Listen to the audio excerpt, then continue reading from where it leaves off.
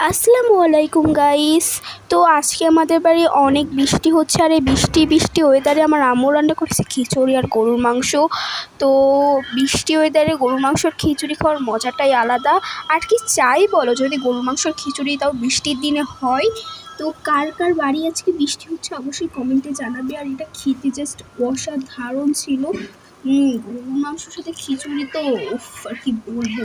তার সাথে আমার আম্মু করেছে একটু টমেটো স্যালাড। তো খিচুড়ি আর গরুর মাংস টমেটো স্যালাড তো অনেক মজা।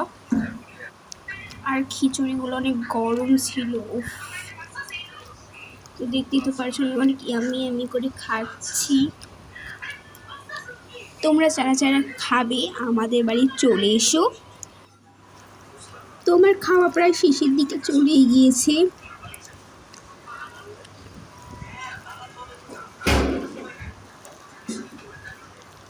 আর আমি গরুর মাংস বেশি খাই না, তাও আজকে নিয়েছি।